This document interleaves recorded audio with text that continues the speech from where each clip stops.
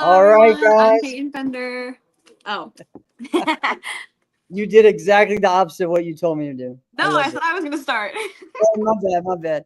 All right, so yes, that is Peyton Fender. I am Jeff Doss, and we have on today Judah Sagawa and Peyton. Now go. Welcome to the Extra Scoop, everyone.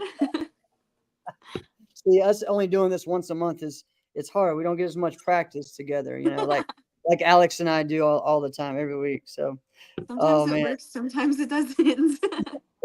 that's right.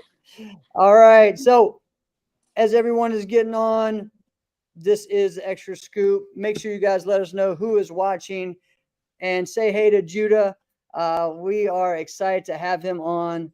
And Judah, before we get going, tell everyone where you're from and what you represent and how long you've been in the martial arts. All right.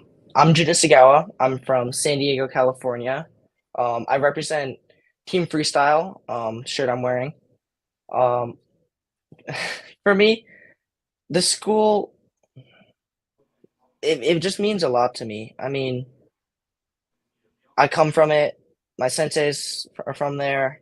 Like, most of my trainers are from there, or coaches. I mean, yeah. Yeah, you guys are such a family. You know what I mean? You can tell Mhm. just where you guys are when you're at tournaments. You guys are always just tight knit, always around each other, but also like bringing in other people into your fold too. You know what I mean? Like you guys are Mhm. the and us as members of Team Revolution, a lot of us have that. We have that big camaraderie as well, and we see that with you guys as well. It's pretty cool to see. Um, Thank you. the other thing is how long you've been in martial arts. When did you start? Oh, I started when I was 5 years old. So I've been doing it about 9 years, almost 10. I didn't start doing like extreme martial arts until I was 7. Um, and then yeah, so I've been doing extreme martial arts for about 8 years. That's great. That's great. Now I remember seeing you actually from during the pandemic first. I think I judged a lot of your competitions in your forums. Um, Definitely some funny times of you're outside there, and then I think some neighbors' dogs were coming after you, things like that. Of course. Yes, talk about that. What was that like for you, and how did that kind of get you to this next level of where you are now? I mean, okay. So during COVID, when there weren't any in-person tournaments, I did a lot of online tournaments. So sport martial arts and other circuits, I guess. Um, and it was a little bit strange because I was just in my driveway with mats in my driveway, and I was just doing my forms in ghetto mats. Um, Yeah, but one thing I think it definitely did help me because I found competition is like one of the biggest factors in improvement is just because you can see where you're at and test your skills. So I think doing those online tournaments helped me a lot and just being able to get better and keep improving. yeah. Hey, so Peyton, did you do any of those? I know you are a fighter, but did you do any of those reforms because you're like, hey, I don't have it. There's no way I can fight over this next year, so maybe I'll do some forms. No, I never did any of I watched like people get like their online certificates and everything from it, but Yeah, because being a fighter and not really competing in forms, I guess in the NASCA circuit, I never did any of the online tournaments because we had the locals too. Our locals did onlines, and right. I never did any of them. But we would get together, like all wear masks and do sparring training in masks Nice. and practically kill ourselves. Right, right. Now, Judah, were you still training with your school, or I know it's different where you're at in California, but how did that work? And then we will get into what's going on now. Okay. So for a while we all had just Zoom practices. So we'd all just be in our backyards, Mhm. find a patch of grass somewhere, and we'd all Mhm. just yeah, just have team practice. Sensei would have us go into breakout rooms and just do different sort of activities, drills, all that kind of stuff. And eventually we transitioned to a few people would end up going to the dojos. So some people who felt comfortable would go to the dojo in masks. We'd have to have all the doors and windows open and have to try to get as much airflow as possible. But we Yeah. made it work. But eventually we were able to transition where we were all in the dojo. And then eventually we stopped having to wear masks. But overall, that's how it went. And Sounds so about like right. after that, yeah. I mean, that's kind of how it was for here as well. But for after that, and once tournaments started coming back, that was really when you started like making your name. You know, you were being consistent, winning your divisions, winning the 13 under forms grands, and then eventually the weapons. You know, getting up there in weapons as well. What has driven you to take that step from 13 and under, and now like still like being the man even at the youngest age, you know, like you're 14 in the 14-17. How does it feel to be, you know, that person everyone's looking to beat, even though you're the young guy? I mean, one of the biggest things is that I wasn't like I was preparing for the transition 2 years in advance. So 2 years ago, I was plotting and planning with my coaches, like, okay, what can I do in 2 years when I'm going to be against all of these people? Who am I going to be against? Who will I have to beat? What skills are they doing? What skills are they going to do? What skills can I do to match that?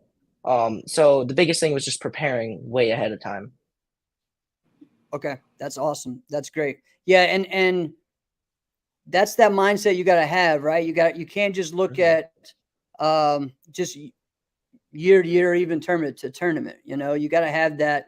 And people that grow up learn, hey, I need to have a 3-year plan or a vision board, you know, that says this. And that's kind of like what you're doing. You're saying, hey, this is where I want to be at. So I need to start with these skills now. So that way within 2-3 years, I'll be at that level. Right. That's awesome. That's awesome. So Judah, let's talk about, you know what, this year moved up 14-17, have had some big wins. And then, you know what, we get ready for really one of the most competitive times of our year, right? We got Battle of Atlanta and then right in the US Open. Explain just what happened at Battle and how you made that switch for US Open. Okay. So from Battle of Atlanta, my results weren't what I wanted to be. So I thought I executed decent forms compared to what I could do. But the results just didn't show it. I made a few mistakes and it overall just cost me. I didn't get on stage, which was my goal. And I took those results and honestly, I kept it on my mind for the entire 2 or 3 weeks in between Battle and US Open. So we had a demo camp for US Open. We just trained every morning. And every morning that was just in my mind, just Battle of Atlanta. What happened? What do I need to do? What can I do to get better? And that's basically all I thought about 24/7. I was just eat, breathe, sleep, thinking karate. How can I get better? What do I need to do? And I was able to keep that in my mind. And I was able to get in shape, drill all my releases and tricks and everything, do the best I could do. And the results showed at US Open. I was able to do what I wanted to do. So right, winning both ISK titles, and also you won the Grand Championships as well, right? For the NASCA for during the day. That's awesome, man. Yeah, and you know, one of my great friends always calls it, you know, when you get on stage, you had that juju swag. All right, so that's what he calls what you had. So I'm sure you probably know what I'm talking about, but he talks about that all the time. So I love to hear that mindset, you know, because we all have that sometimes where we have plans for these big grandiose things and it doesn't go the way we want. And sometimes that can create like, you know, a downfall where it goes down like this. And instead of just, okay, it's a little dip and we get back up and we go back to where we want to. So I love, thank you for sharing that. Peyton, did you have anything that you wanted to ask him for this next part? If you had to put like, how many hours do you train a day? Like, yes. What would It you really do? it really depends whether it's summer or during school. During Mhm. summer, I'm probably training anywhere from 3 to sometimes even like 7 to 8 hours a Mhm. day. During the school, it's obviously a bit less because most of Yeah. my time is taken up. School year is probably around from 1.5 hours to probably 3 to 4. Um, but overall, it just depends where I can train, when I can Mhm. train. Just yeah. Awesome. That's awesome. All Yeah. right. So who are some of the people that you looked up to and uh, get have inspired you along the way? Okay. I'll start with forms. There's been a lot of people who I've been influenced by. First, Jacob Ellis. His musicality, his creativity, his Yeah. striking, his stances, everything I've been influenced. I've been coached by him as well. Also Danny Etkin, just everything he does, perfect, clean, powerful, hard tricks, everything. I've also been coached. Another was Dallas Liu.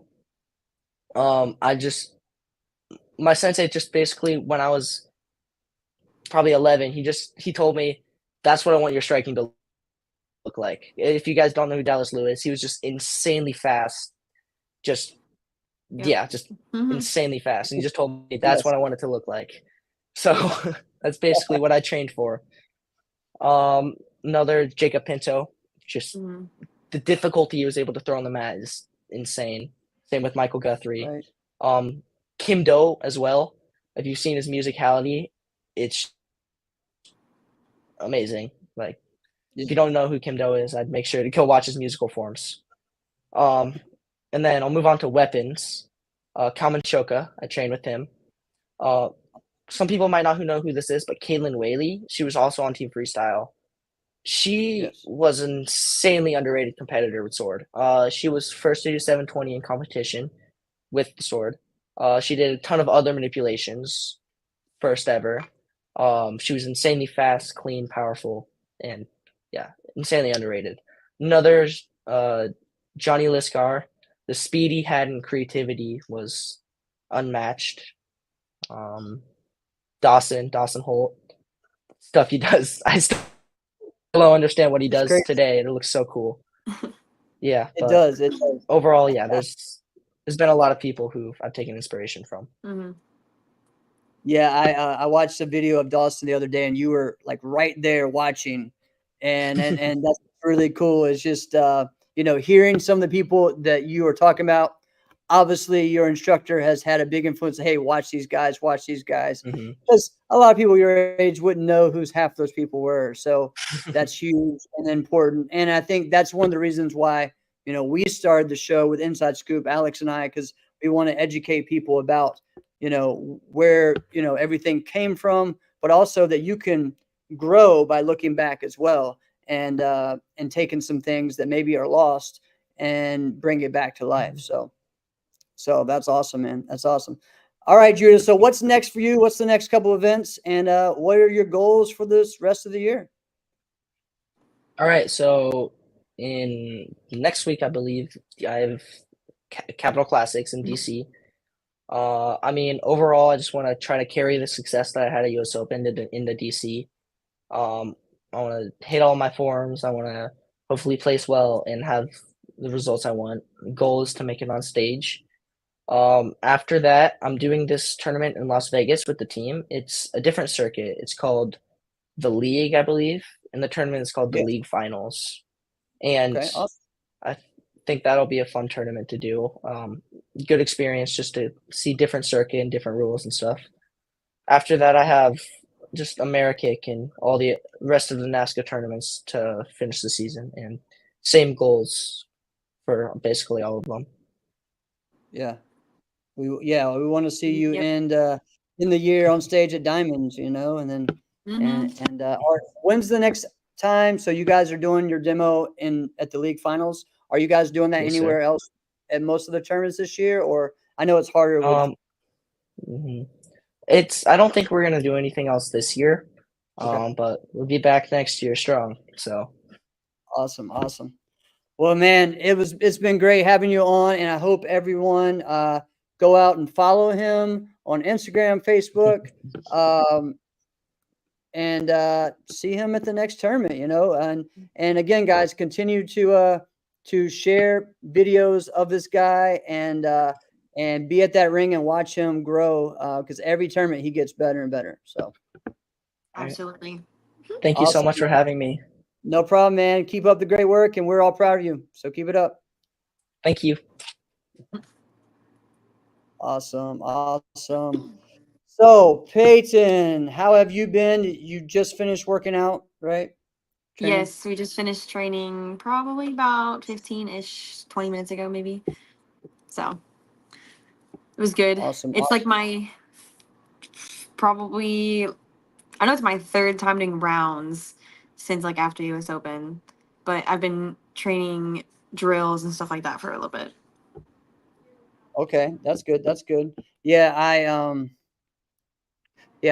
got back last week doing just a lighter gym workout. As I did like 5 tournaments in a row, and I did like 8 days in a row of competing. So I needed some rest. And then this week and last week back to normal gym, normal kicking drills. Got a lot of new kicking drills I'm doing to get ready for DC for Capital Classics. I still call it DC, even though I know it's not in DC anymore, but that's what it was when I was a kid. So I will always call it like the DC Classics or DC. It's just, this is only going to be my second time at this tournament. that's crazy. I'm glad you're going though, because I This is- remember last year you talked about that was your first time. So Yeah, I'm And, glad I'm glad to be going back because we definitely had fun. and it's cool. What's great about National Harbor there is it's so easy to find anything to eat and things to do. Like there's just and it's nice too, like if we get done early enough, we can go out, and most of the time the weather's nice.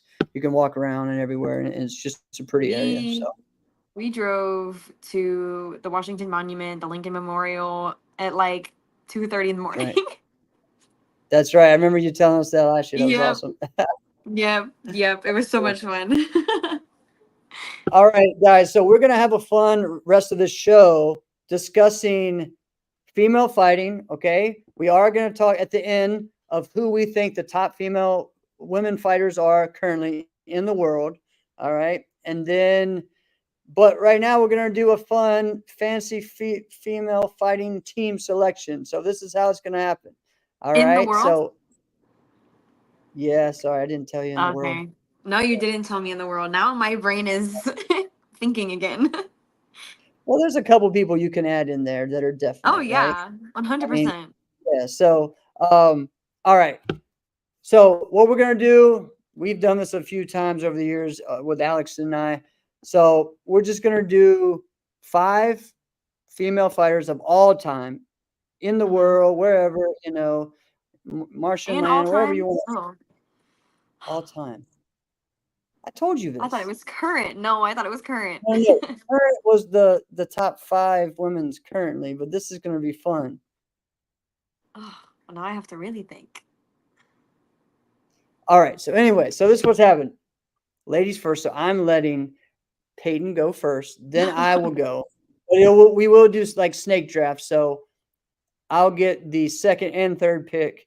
Then she'll get the 4th and 5th, and we'll go that way. And I'll write this down, and this shouldn't take too long, I don't think. But this will be a fun thing. And guys that are watching, put in the comments what you think, who you would pick. You can even give us suggestions. It's fine. I think the last time we did this, we weren't live when we used to do this. So like we were just kind of Alex and I just going. But all right. So I got you down, and then I got me. All right. So who is going to be your number 1 pick? All right. And it could be currently, it could be whatever, Okay, I think I think my first one is gonna be Francesca Sessi. All right. I think that's gonna be my first one. All right. She went super current. All right. She's been winning like everything. Well, so no. So I think I'm doing good on this one. I mean, people that know me know who I'm going to pick. Nikki Carlson Lee. Okay, so I'm picking Nikki Lee, and her height and her axe kicks, I think will keep Francesca at bay. But that'll be a fun matchup. Now, again, doesn't mean they have to go ahead against each other. Mhm. But all right, the next one I am gonna go current. I'm gonna go Katana. Oh right. man. All right, so No. all right, now your turn. You get the next 2 picks, though. All right.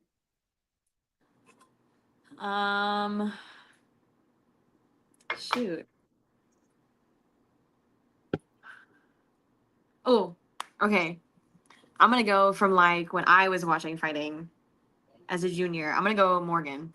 Okay, all right. I was wondering why. I'm gonna go Morgan. I'm gonna go Now, Morgan. now you're doing good. All right, there you go. I'm gonna go Morgan. All right, next one. I'll go Morgan and then I'll do Gina. Gina Thornton. Gina Thornton. Yep. All right, that's a good one. I'll get in trouble for not picking her. I just saw her this week for the first time in a long time. All right, I got Nikki. I got Katana. I am going with my teammate Claire Kokoza Bassinet. Claire's a good one. She has amazing kicks. She has some of the most. She's just one of the most experienced fighters as well, too. She fought also WKA, WKC, NBL, NASCA, won everything. So, all right. And I can't believe this person's still on the board. I'm going to go and do it. I think I'm just going to have a really tall team. But I'm going to. I know who it is because that was my next I'm going to go pick. Katarina. I'm going to go Katarina. Yes. All right. Oh You man. have 2 more, and then I'll have my last one. 2 more? Yeah. So I have the next 2 or no? Yeah, you had the next 2. Okay. And that'll be your team. If you're gonna pick Katarina, I'm gonna take Savannah. Smart. Yeah, All right. I'm not going to say her name. Apparently, I always mess it up. But her last name? she thinks it. Yeah, but she thinks she likes the way I say it. She's like, I think that way sounds better anyway. It's fun. All right, last pick. Oh. Got a good, well-rounded team there. Oh my goodness. I'm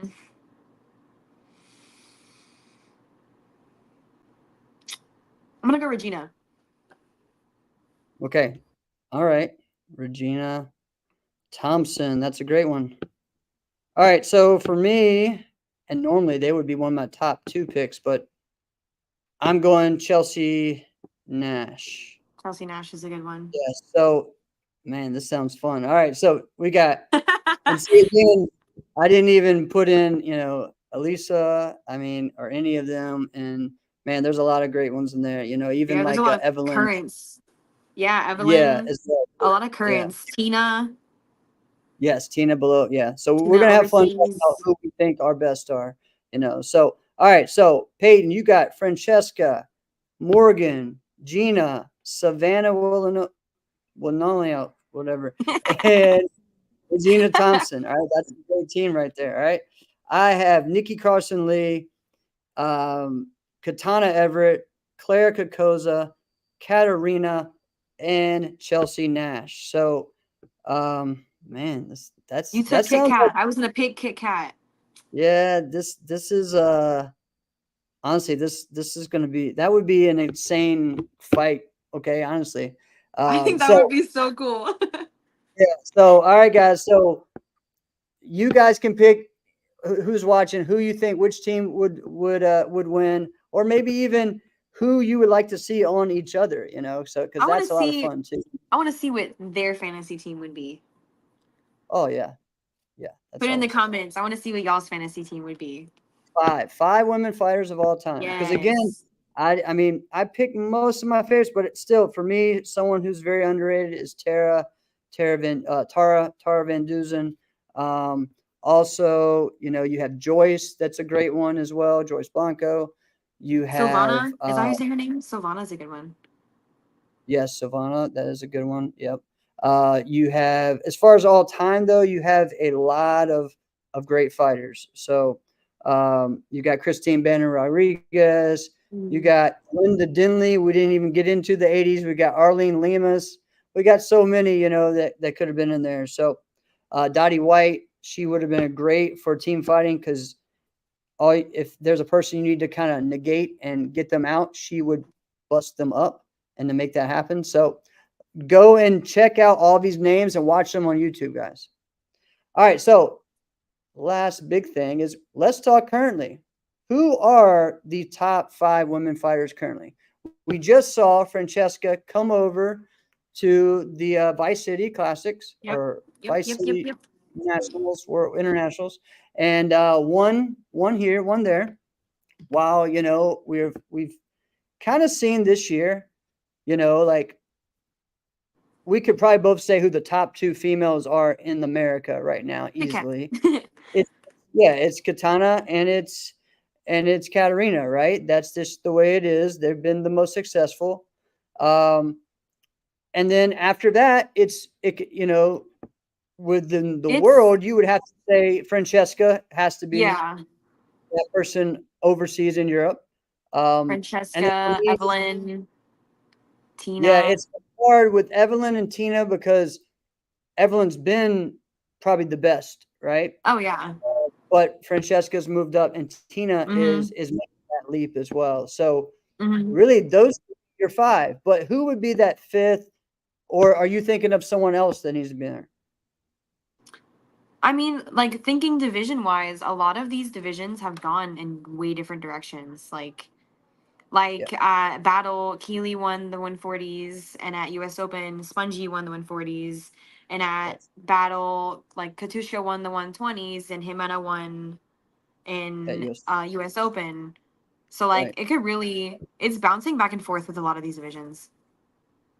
Yeah, I mean, for me, I would say Jimena is right at that 5 and 6 spot right now. Oh yeah, she's always consistent. With US Open. I mean, very consistent. With AKAs, she won the overall this year. If she doesn't win one, then she's helping either winning teams or in the finals for that. So, I think she's up there, especially if you're looking at for like a whole year. But again, it's her consistency is definitely there. Right. So we got those 5 really, like I'd say. I don't know. I haven't been able to watch as much. I would say that, Francesca is the one in the females, but who is that other one? Is it Evelyn still, or is it Tina? And I think right now, Tina is probably the one who's moved up to get that spot this year. Yeah, I think I actually saw a fight between Francesca and Evelyn recently. Yeah. I don't remember. I know it was pretty recent. I know Jimena went and fought Francesca too. Yeah. Very recently. Yeah, that was in Mexico, yeah. And it was like a back and forth match. Yeah, it was a 1 point. I think it was a 1 point match or something like that. It was, yeah. At the end, it was overtime. Yeah, so that's pretty awesome. So I hope to see Francesca here more. And I'm glad that it did happen there in Miami because it was a great one. But I would love to see her do some of the NASCA and see how she adapts to the difference of the rules and the judging, right? Yeah. Because that was there, it was still WACO rules and everything. It was, yes, because USA Sport Karate adopted the whole WACO thing. Yeah, so I mean, I think it would be really neat to see that. Yes, that would be so. Arlene Lemus just put her team. She put Linda Dinley, Nikki Carlson, Shavella Aaron, Brenda Lee, and herself. That would be sick. This is something I share about all the times. One of my favorite things growing up as a competitor. In 1993 and 94, I believe those are the years, the Capital Classics put on the legends, like the Dream Team, versus the current champions. And this was a female-only thing, right? So they had Linda Dinley, Arlene Lemus, and Rhonda Alexander, who were three amazing legends from the 80s, who were going against the current best at that time. I believe one of the teams was Nikki Carlson, Peaches, and I don't remember who the third one. It might have been Michelle Arango. And it was so much fun, and just the fighting was just back and forth, and the Oh, crowd was going crazy. And they they did that should 2 do years. that now. Yeah, imagine they did that now. Like, because I still think like a Claire could do that. Bring Chelsea back, and she could do that. Get her, Player Chelsea, yeah. have those ones that are still fighting, but like, I mean, you could do that. I think it would be pretty neat. I got to fight Morgan once Right, before she left. Morgan would come back for that, right? Morgan would Oh, come back for that. Yes, yes, I think something like please. that would be fun. That That would would be be so fun. cool. Yeah, yeah. All right. So who do you think are trying to crack that top 5? Like who's someone? I mean, obviously you want to be that person. Me. Okay. So and you've had at some spots this year where it looked like you were and you can be. And I'm looking forward to seeing you fight and back to your full self Yes. next week. Yes. So Yes. how is training going when it comes to that? Training's going pretty good. Getting back into it. Gotta get my cardio back up for sure. But I feel like that's the first thing to go whenever you haven't trained for a little bit. But yeah, Yeah. I'm definitely looking forward to fighting at Caps and just being back on the mat, period, because US Open sucked. I mean, I love watching everybody, love all of you that I watch, really. But Yeah. I'd rather be fighting. Yeah, exactly. Yeah, I mean, that's why I still compete. It's when I tried to just do the promoter thing and just the coach thing. I was miserable. It wasn't it was I enjoy Oh, the competing part. I love Yeah, coaching my kids, but right, same. I also like, I also like my kids watching me compete. Yeah. So it's definitely something different. It's about because it's at least you have control of that for the most part, right? You feel like, all right, I'm Yeah. getting in there and I'm so. Yes. All right, who is someone that you are looking forward to fighting next weekend? Of course, Kit Kat. I love them. I love fighting with them. I learn new things fighting with them. I learn new things watching them fight. Um, I know. I don't know who else is going. I don't know. I know Brianna will be there. Capitals is usually a pretty good event for female fighting. I'm Yeah, trying to think because yeah. I Last don't year, remember. I know last year it was me, Keely, Keely, Katana, Soka was there. was to Tatiana there. Sorry, I'm saying her name wrong. Kadur. Oh, Tahira. Yeah, Tahira. Why did I say that? Tahira Who's was. I think Tahira? Tahira was there. I think Tahira Yeah, was there because I think Tahira and Soka fought together. yeah, I thought so. Yeah, and I don't remember if Katarina was there.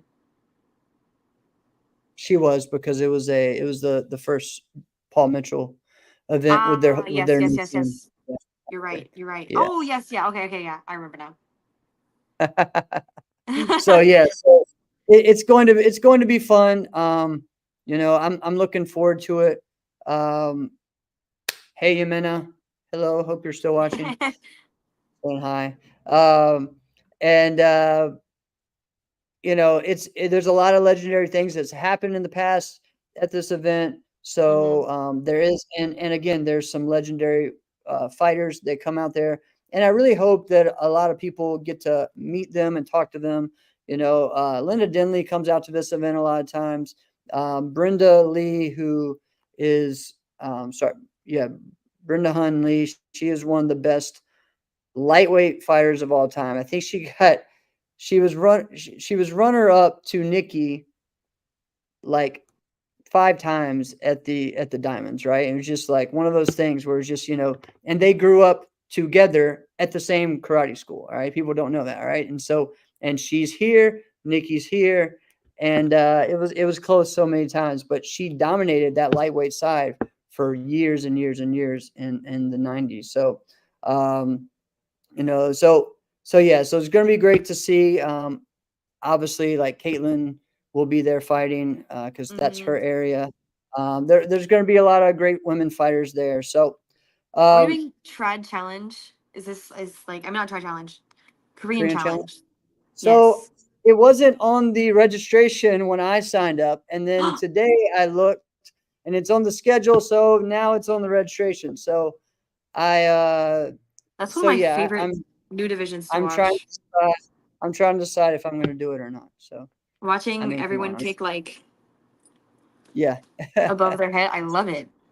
Yeah, I will probably do it, but I think the timing's a little weird because all of my other divisions are going the same time. But yeah, don't quote me on this, but I would love to try that division because I grew up doing Korean. Yes. But nobody say anything. So next year you're doing that. It's all done. Oh, we'll see. We'll see. I may have to get my Jeff Doss kicking drills going because there you go. Speaking of that, I'm gonna put out some info, just a little thing. We're gonna do some Sunday night, an ultimate kicking training. So just do like a 45-minute class that I'll offer online Sunday, and to get everybody ready for CAPS. So I will be see some of that and the way to get signed up for that this weekend. So I might jump on good. There you go. All right. Thanks, Peyton. And we will see you guys next month in August. So yeah, we might do this again just in a couple weeks to talk about why CAP. not? Why not? Why not? All right. This has been another episode of Her The Extra Extra Scoop. See you guys next time.